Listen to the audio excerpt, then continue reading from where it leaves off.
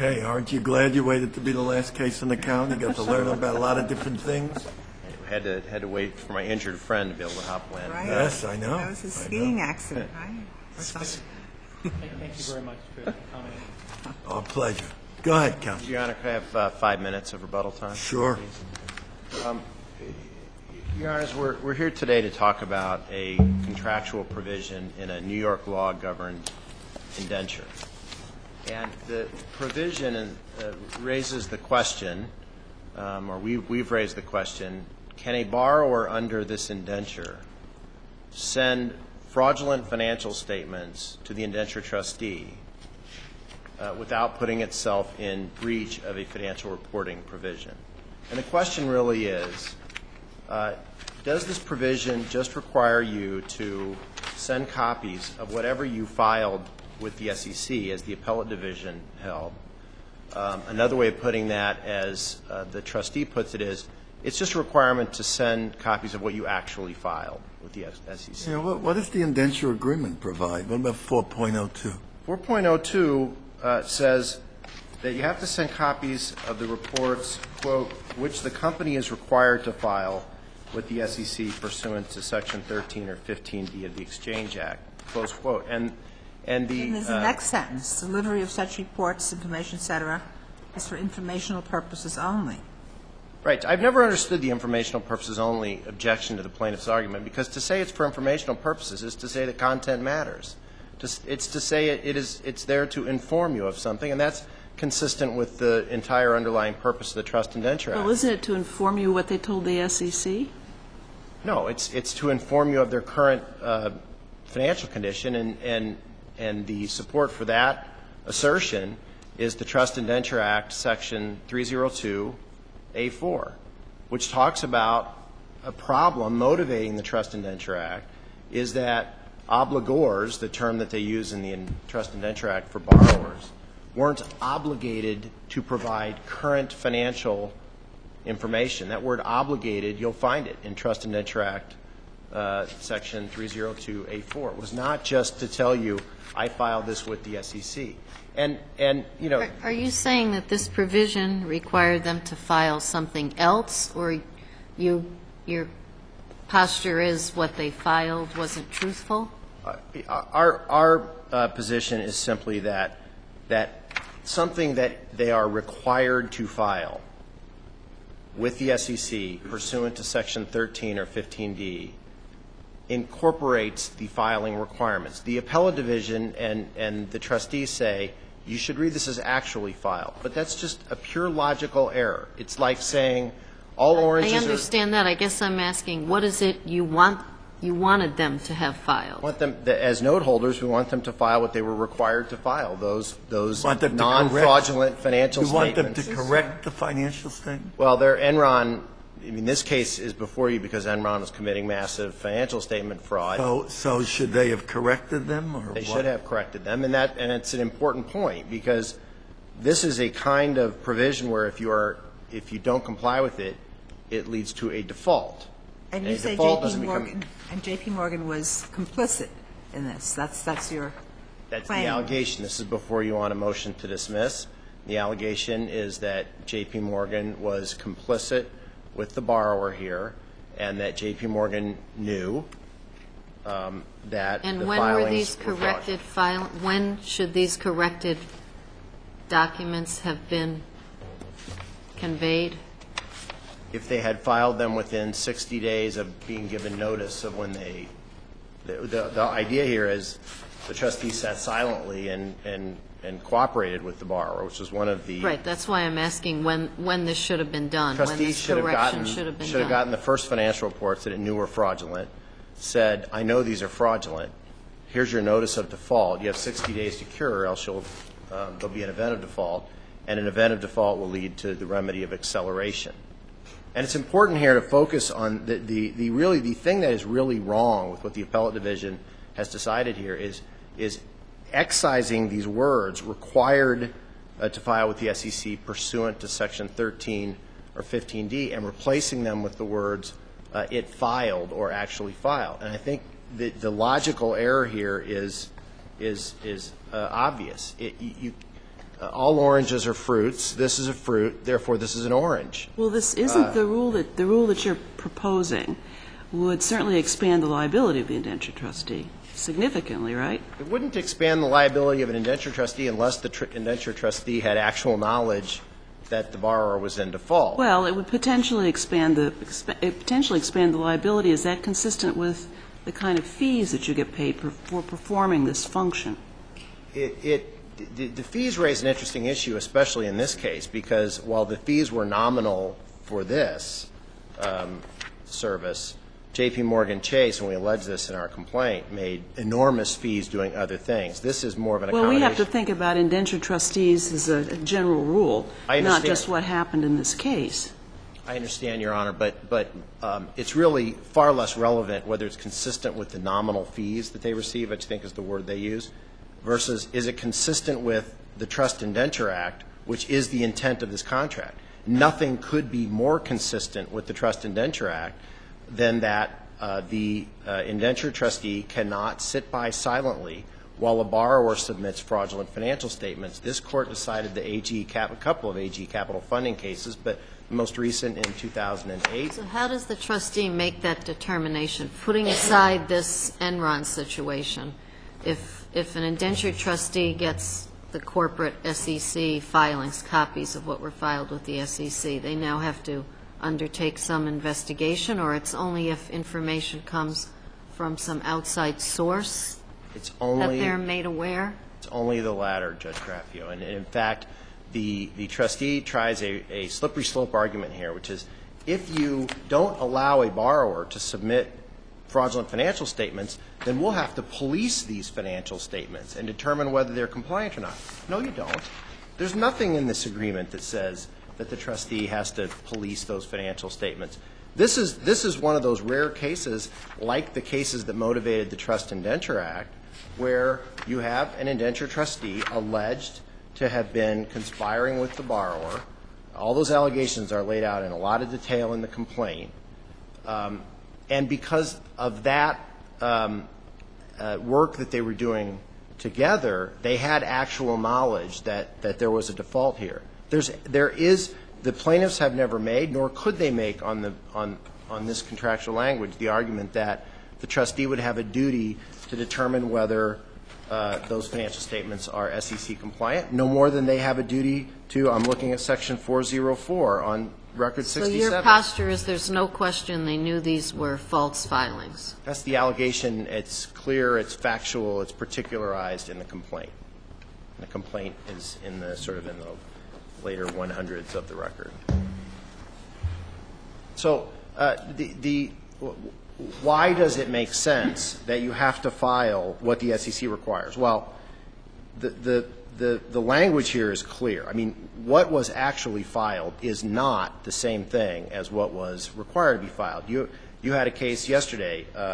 You were hearing, OMH is required to license certain things. That set of things may not be identical with what they've actually licensed. Here, filings that are those required to be filed are a subset of everything actually filed. Is it part of your Is it part of your argument that the way this thing reads now, that 4.02 almost becomes an immunity statute? That if what you say happened, if J.P. Morgan got together with Enron and said, let's see how, let's fleece the stockholders here, and this is the way we'll do it, which you're alleging they did. And they say, well, you can't come after us for that because there was a filing that, we complied with, and therefore we're immune. Effectively, and especially because there is no other remedy for a note holder here. The trustee will tell you they have other remedies. They can sue under the Securities Exchange Act. Not true. Not true. 10b-5 type actions are available only if you're purchasing and selling a security. There's no private right of action under Section 13 if there's a fraudulent financial filing. If the borrower can make a fraudulent financial filing and you affirm the appellate division, then there is no consequence vis-a-vis the note holder. The note holder cannot do the one thing that note holders want to do when things like this happen, which is accelerate the debt. There is no remedy to the note holder if you affirm the appellate division other than one could always say if the SEC goes after them, maybe they get something out of Well, that. that was going to be my next question. Does this make the indenture trustee more or less assume the watchdog responsibilities of the SEC? It does not at all. And I think that there's a real risk here that if the court says, I don't want to put a duty on the trustee to police these filings, and therefore I think, I have to read this a certain way to avoid that outcome. That is a slippery slope argument without any textual support. There simply is no way to read this to say that the trustee has a duty to police. And the trustee admits in its brief that whether they have any, that their duties are separate from the question of whether you can file the fraudulent financial statements or not. Well, they also claim that if that any employee or anyone who touches this would become an indenture trustee if we go with your rule. Right, and it's just there's no support for that. You have to look at they say that there's no reasoning behind it. I mean, how the trustee learns of things is governed by principles of agency law. We lay them out in our brief. If the trustee has actual knowledge, then the trustee, like if it had actual knowledge of any other default, it has certain duties, and this court has held that way. To get back to the delivery is for informational purposes only, the whole point of that third sentence, if you look at what follows it, is to say this is for informational purposes. The trustee is not charged with constructive notice of anything in these provisions. It's a sentence that says the trustee doesn't have constructive notice just because you've delivered them. But that's not this case, and this case shouldn't be decided on a fear that the trustee is trying to create, that this somehow puts trustees in an untenable position. This is just simply not what this case is about. I have to say, you've said slippery slope twice today, and I see Mr. Rice sitting next to you, and I couldn't help think that maybe you should have thought of something else to say when you're talking about this. But in any event, this provision is standard, isn't it? I mean, in trust indentures. This is more than that. It's a required. It's required. Okay, so anything that we would decide in interpreting it is going to affect all such agreements. That's exactly That's a right. given. That's exactly right. And let me just be clear. In my mind, what slippery slope means is you say if I do this, then all these other bad things are going to happen, and that's a way of saying, I know. Look down here. I know. I just knows I love him, and I couldn't resist making that comment, and when you said it the second time, Okay. I certainly couldn't, because I think that's what Mr. Rice encountered was a slippery slope, right? There you go. So what would be the rule, or how would you have us tailor this so that it's not this broad kind of alteration of what people think their responsibilities are? I don't think there's anything to do here other than to say that this provision means what it says. You have to, if you, the borrower, file fraudulent financial statements, which there's no dispute, fraudulent financial statements are not those which the company is required to file with the SEC pursuant to Section 13. If you file something which is not that required to be filed, then you're in default of the indenture. That's it. And that's what it says. It certainly doesn't say what the appellate division said. And who makes the determination as to whether it's a fraudulent filing? Well, probably, I mean, the reality in most of these cases is no one will know. But in those cases where it is known, which is what the whole Trust Indenture Act, is partly about, if you have a situation here where the indenture trustee is complicit with the borrower and knows that they're sending out these fraudulent financials that are clearly for the benefit of the note holders, that's straight from the Trust Indenture Act, then the trustee is going to be liable. But that's only if the trustee has actual knowledge. If you, it cannot be that a borrower can file fraudulent financial statements in compliance with Section 402 and not be in breach of an indenture to borrow money. It just completely without any basis in common sense or text. But won't every lender allege that the trustee knew the statements were fraudulent? I mean, where do you stop that? Every time something goes wrong, the lender will jump up and say, you knew you had a fraudulent statement. How are you going How are you going to ascertain that? I mean, these are the same. I think it's any time you read a provision to impose liability, you are going to be able to have that objection. Well, won't there be people who might make claims under such a provision that we don't believe are true? The ones that aren't true shouldn't be made. The ones that are true should be made. But it doesn't change the fact this provision says what it says. It can't possibly. It'll just become a defensive allegation, just to say, okay, when in doubt, make the claim, and let's see what happens. Wouldn't you be opening the door to that? I think you open the door to that any time you read a provision to impose liability. Okay, Keith, you have a rebuttal. Good afternoon. I was thinking exactly what Judge Reed was saying, and I was following. You want to use It stood in your honor, you know. You want to use the crutches that work? No, I'm fine. Thank Good. you very Go much. ahead. I think that Judge Jones just put his finger on it. Two things to start out before we get to really what the textual analysis is before the court, and Judge Reed did as well. I mean, if Enron or any other filer files false financial statements, there are plenty of means available under the federal and state securities laws to the SEC, to the state AGs, and to private litigants to deal with that. The rule that's being asked for here is one that would expose indentured trustees whose roles have historically been viewed as ministerial to potential liability for claims that are easily made, for claims that are difficult to disprove. What did they, was a statement false or not false? Was it known or was it not known? But that in any event would be expensive to litigate. Let's assume that it's false. Yes. You say you're immune. It doesn't make any difference if it was false. I don't say we don't say we're immune, Your Honor. What we say is look to the contract, look to the agreement, and look to see what the rights of the parties are, because that's what we're talking about is an indentured trust. If J.P. Morgan was involved in a fraud with Enron, it knew about it. It, too, it doesn't get out of jail free card. It, too, is responsible and potentially liable to the SEC, to the state AGs, and to civil litigants in a variety of circumstances for aiding and abetting. The SEC can do that. So this is Not as an indentured trustee under the agreement. Right, exactly, but not as indentured trustee under the agreement. So if you supplied the money that allowed Enron to create these false documents that they then submitted, as the indentured trustee, you can simply say, you can make that claim, and maybe I'm true, but maybe that's exactly what I did, and maybe, that was my job, but you can't sue me for it. And you and others have rights against me elsewhere, potentially, Your Honor? First of all, that's not what happened. Obviously, we're here on a motion to dismiss a complaint.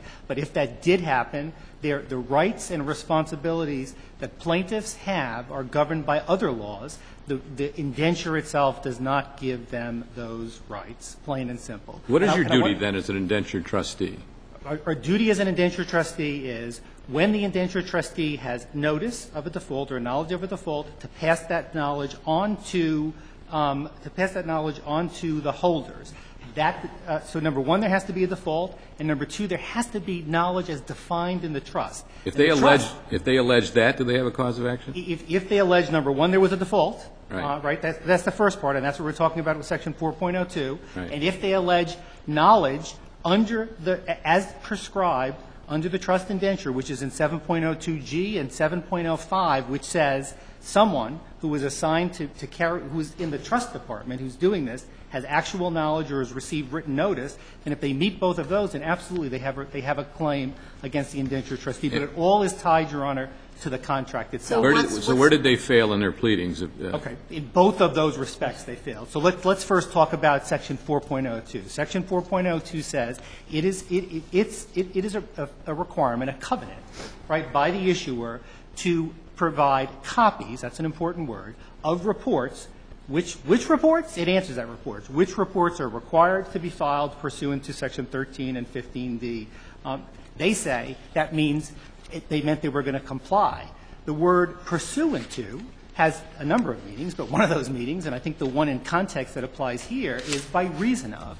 I think if you read that language as that says copies of reports, which reports, the reports that are required to be filed by reason of Section 13 and 15D. It's telling you 10Ks and 10Qs and those kinds of reports, and it's not adding a substantive requirement of compliance with those laws. Now, that's not just my argument. It's not just the appellate division's finding.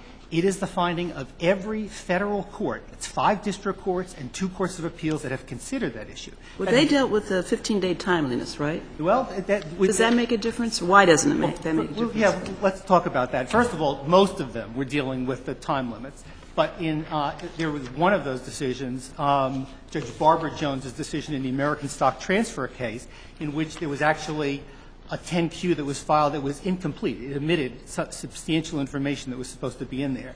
But in all of those cases, the position that was being taken there by the trustee was that because Section 13 and Section 15D have requirements, and because one of those requirements is timing, others is what has to be included in it, that because those requirements were not met, therefore, the documents that were delivered, whenever they were delivered, early, late, whenever, were not the documents that were required to be filed. So this exact issue of statutory interpretation was before each of those courts in each of those cases. It's a little different here. Aren't they saying, to make it hyperbolic, that Enron says we're not filing, and JP says, guess what, we got these phony ones that you can file, so go file these and then you'll comply.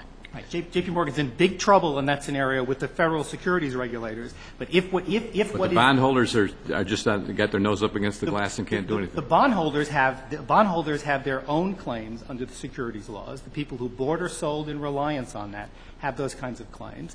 But under the trust indenture, they don't. And you've done nothing wrong so far. You created a false document for Enron to file, and you've done nothing wrong. Of course we've done something wrong, Your Honor. But there's no remedy. But we have not breached the trust indenture Okay. at this point in time because the documents that have been handed over are the documents which were required to be filed, the 10Qs and 10Ks. Right. They are copies of the documents that Enron actually filed. Okay. Under that scenario, absolutely. So- And it's inescapable, Your Honor. I The think. allegation then is that they're false. You said that you also have to make an allegation that there was a violation of Section 7, That's exactly right, Your Honor. and that's missing here.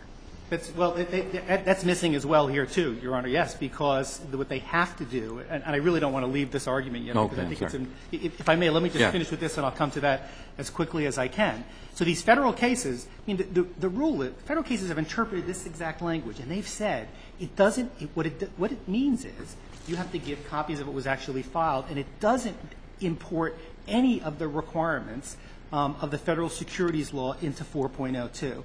And you can't, in those cases, it was saying the timing requirements, but you can't import some and not all. Either this language means none are imported or all are imported, and these cases have held that they're not imported. That's really important here, Your Honors, and indeed it's as close to binding on this Court as and I say that with some trepidation knowing who I'm standing before. And why is that? And that is because this part of 4.02, is mandated by the Trust Indenture Act. It actually comes right out of Section 314A of the Trust Indenture Act. And it's the law, the Zephyro case is one of the cases that's cited in the brief to that effect, that Trust Indenture Act mandated provisions are governed by Federal law. Now, the Supreme Court hasn't spoken on this, but this Court would typically consider this to be, could consider this to be persuasive authority. But this Court has also held, in the AG Capital case that was authored by Judge Jones, that the Trust Indenture Act is an act in which Congress has evinced a national policy to deal with something in a uniform way. And this Court held in a case called Alvarez versus American Export, which is at 46 New York 2nd, 634, that in that kind of scenario, where you have a uniform rule that has been accepted by the lower Federal courts, here 2 courts of appeals and 5 district courts, that this Court will, the language of the cases will consider itself bound by that. But whether you're bound or not, I think those authorities are persuasive and really dispositive on the precise language that is being asserted or that is being challenged. I guess what's troubling in going forward and in trying to avoid future end-runs, I get a sense that you're saying there's no responsibility of the indentured trustee. What we are saying, Your Honor, is the indentured trustee, as indentured trustee, is a ministerial position. The function is handled in a portion of a bank, like J.P. Morgan is not in the business anymore, but it was handled in a function of the bank that is functionally separate from that. And what we're saying to you is, as indentured trustee, yes, it would be bad policy. It would be terrible for the state. It would be terrible for the literally trillions of dollars of bonds that are subject to these kinds of provisions for this court to hold that by just somebody alleging there was something wrong with the filing. And the bondholders' remedy is what? They have to hope the SEC does something? The bondholders can't have lawsuits themselves if they purchased or sold in reliance on false statements. They have the same kinds of remedies that securities holders have generally. Here, they're asking for an Uber remedy. Here they're saying if there's a false filing where something's wrong under Section 13, there's nothing in 13 that says has to be made with scienter. They're saying if there was a negligent false filing, then there's a breach under 4.02 as well. And then these bondholders would have rights that no securities holder has. That is to sue, essentially under Section 13, which the cases say there is no private right of action, without scienter, which all the federal courts have held the requirements for having federal securities law claims. So, number one, the language under the Trust Indenture Act, as interpreted, I think, by these courts, is clear. If you actually go to look at the indenture now, the indenture is a New York law indenture, and look at the provisions that go beyond this exact language, it becomes even more crystal clear that there was absolutely no intent in the document to import into Section 4.02 a requirement of substantive compliance with the federal What securities. about Bearing Point, the case in New York County Supreme Court? Bearing Point it's a wrongly decided case, Your Honor. Justice Freed is an excellent jurist. The case was, as I understood, was on reconsideration when it was resolved. But there are a number of things, I think that a number of areas where there were errors, including You just think he got it wrong? I think he got it wrong. He certainly didn't consider that this language came from the Trust Indenture Act. He certainly didn't consider that when the Trust Indenture Act was passed, there was not only there was legislative history that's in the record before you that makes clear that Congress thought about, should we be imposing our own substantive filing requirements? And they said, no, all we're going to do is have a delivery requirement. In that legislative history, it talks about this provision 4.02 as providing the mechanics for delivery of what was filed to the SEC to people. And it says the only thing, it says these provisions merely require the delivery of the documents that were filed with the SEC. And Justice Freed did not have that before him, or certainly did not consider that kind of language before him. But coming back to the overall contract itself, why do I say that that makes it even clearer? Number one, there is the for informational purposes only language that the Court has already noted. But more than that, sophisticated parties know how to say things. Well, what does for informational purposes mean? Remember, we had this discussion. I think for informational purposes means you're providing for them the same information to the trustee as was already provided to the SEC, plain and simple. If that's the common sense meaning of for informational purposes. I think that's absolutely right. I think the plain meaning of the entirety of the provision is this is intended to be a delivery requirement and nothing more. The parties could have and could have easily implied a substantive requirement with the securities laws if they wanted to. And indeed, you don't need to look farther than the trust indenture itself to see that when they wanted to do it, they did it. Section 3.13 is entitled something like Covenant on Compliance with the Securities Laws on Purchase or Repurchase. And what that says is when the issuer is buying back securities, there's an express covenant that they will comply with the federal securities laws in doing that. If, in fact, that was the intent, that these provisions would substantively comply with the federal securities laws, just as the judge in the Cyberonics case said, they would have said that. The provision would have said, you shall file with the SEC reports that substantively comply with 13 and 15D, and you shall deliver those. It doesn't say that. It's plain as day. I think we had a question pending over here about Section 7. Yes, I'll come back to Section 7 right now. So Section 7 is assuming if there was a default, then the question is, when does the indenture trustee have to, or when should they give notice to the holders? And it's quite clear in Section 7.05 that notice is given when a trust officer of the trustee has notice.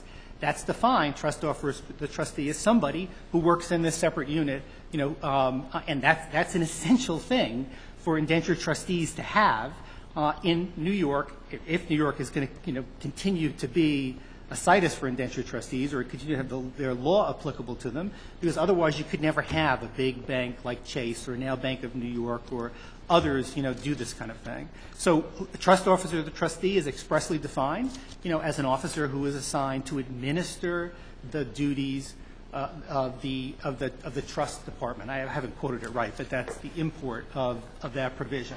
The arguments, and here, there is no pleading that anyone who ever worked in the trust department knew anything about the alleged false filings.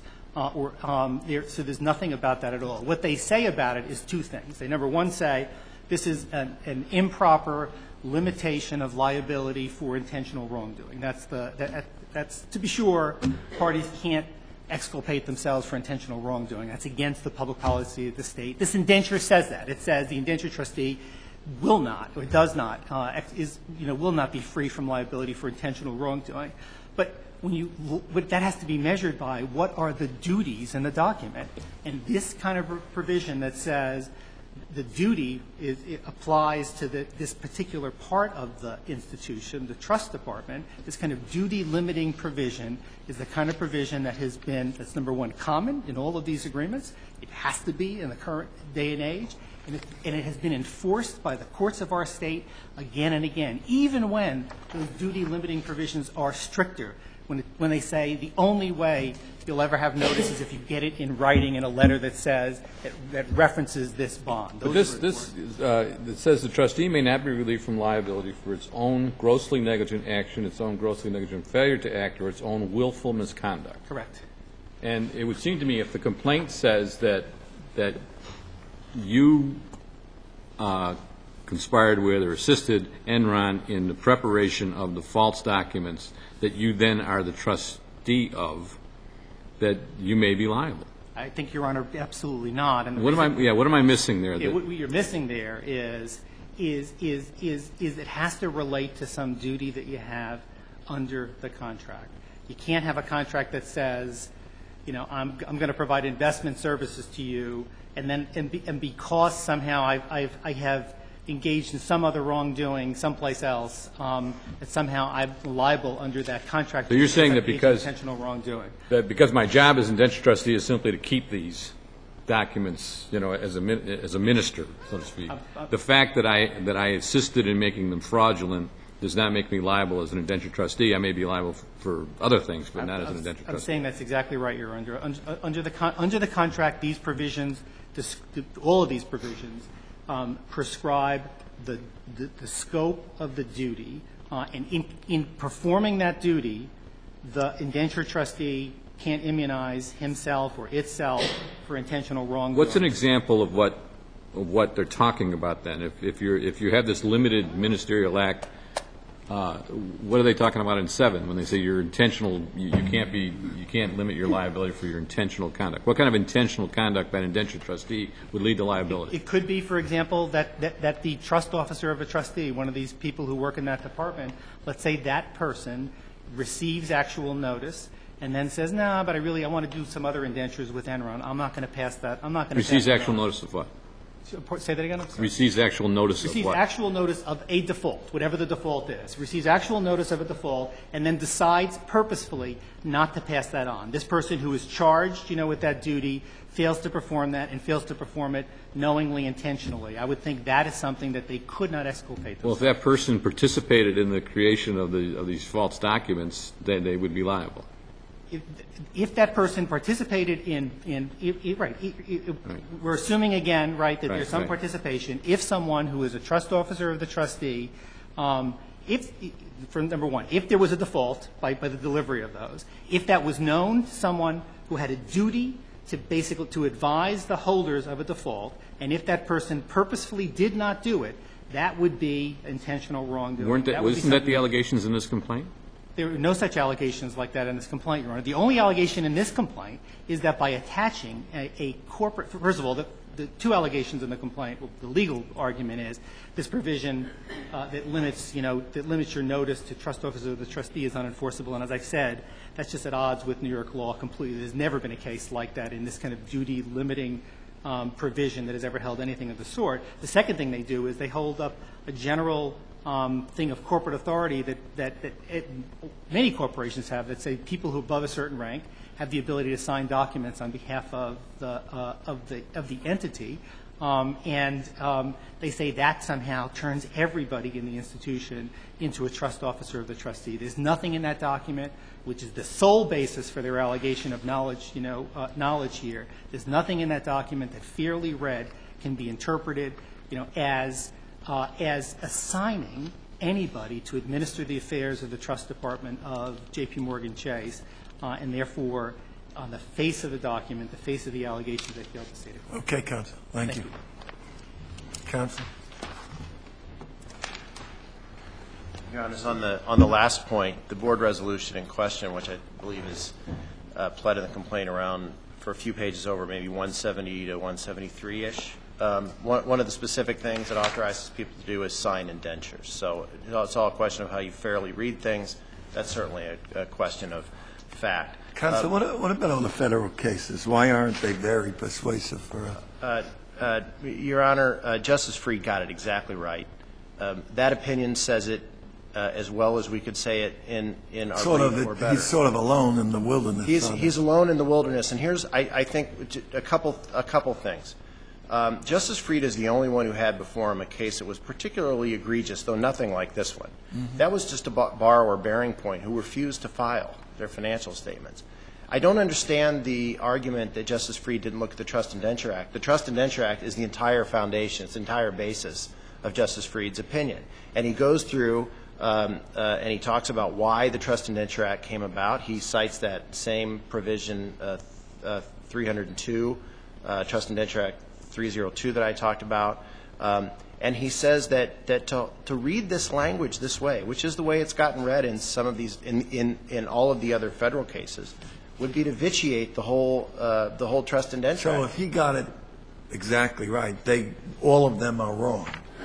I think that they are wrong given their reasoning. I think that you can get to that outcome permissibly by saying that a couple ways. One would be to say late filings are different than no filings or fraudulent filings. A late filing is not a material breach. That would be one way to get there. And another way to get there would be to say when this says you file something within 15 days of when you actually file it, that modifies the timing requirement. But certainly the idea that this is you can read that language to just say you file what you actually filed, that's just nonsense. Anyone can see that by looking at the text. That's not what it says. A couple other points.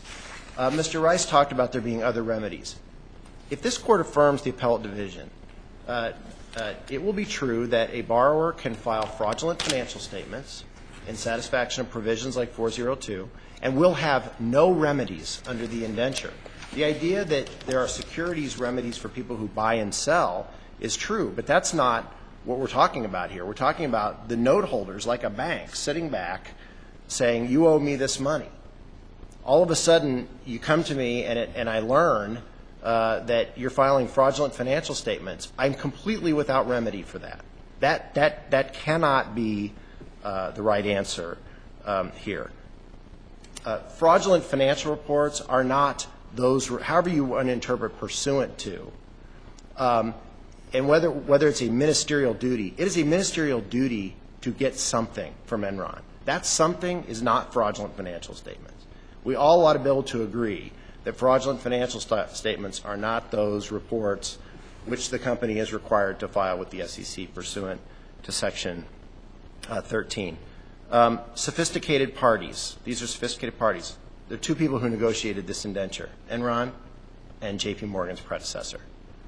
In fact, the Trust Indenture Act at Section 302A6 talks about the very problem that note holders are not at the table when these indentures are written. So the sophisticated party argument has absolutely no force here. On those federal cases, Cyberonics is a case that is all over the place in its reasoning, but it's certainly worth looking at because it's the first case decided after Bearing Point. And while the judge gets to the result that Mr. Rice described, he acknowledges that the purpose of this provision is to provide information to the note holders. And in fact, one of the reasons I think these courts get to the wrong answer, they just weren't facing the fact that Justice Freed was. And for example, in Cyberonics, the borrower was providing financial information. No court anywhere has held that fraudulent financial reports satisfy this requirement. Similarly, in my last point, no court anywhere has held that you can exculpate, you can protect yourself from intentional wrongdoing by hiding your employee in a room and making sure that employee doesn't learn anything. None of those provisions have enforced that. Thank you very much. Thank you. Thank you both. Appreciate it.